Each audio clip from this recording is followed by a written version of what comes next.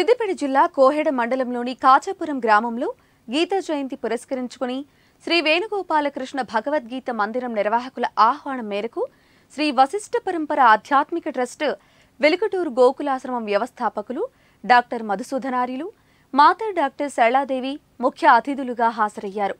ఈ సందర్భంగా డాక్టర్ మధుసూదనార్యులు, మాతా డాక్టర్ సరళాదేవి భగవద్గీత ప్రవచనాలు అందించారు. అక్కడున్న వారు అడిగిన ఆధ్యాత్మిక సందేహాలను నివృత్తి చేశారు. అనంతరం భక్తులకు తీర్థ ప్రసాదాలు అందించారు. ఈ కార్యక్రమంలో గ్రామ ప్రజలు, ఆశ్రమ సభ్యులు పలువురు పాల్గొన్నారు.